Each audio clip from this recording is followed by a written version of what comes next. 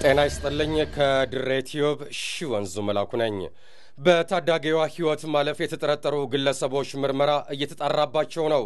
የ17 ዓመት ዕድሜ ያላትን ተማሪ አስገድደው በመድፈር ህይወቷ እንዲያልፍ አድርገዋል ያላቸውን ተጠርጣሪዎች በቁጥጥር ስር አውሎ ምርመራ እያጣራ መሆኑን የአዲስ አበባ ፖሊስ ኮሚሽን አስታውቋል።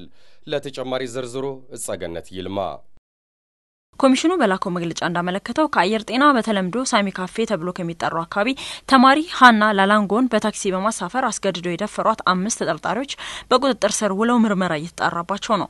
በአዲስ አበባ ፖሊስ ኮሚሽን የሰው መግደል ወንጀል ምርመራ ዲቪዚዮን ኃላፊ ምክትል ኮማንደር ጸጋዬ ባልቻ በወንጀሉ የተጠረጠሩት ግለሰቦች ፍርድ ቤት ቀርበው የጊዜ ቀጠሮ እንደተጠየቀባቸው ገልጸው ፖሊስ ምርመራውን አጠናቆ መዝገቡን ለሚመለከተው የፍትህ አካል ለመላክ የህክምና ማስረጃ እየጠበቀ መሆኑን ተናግሯል።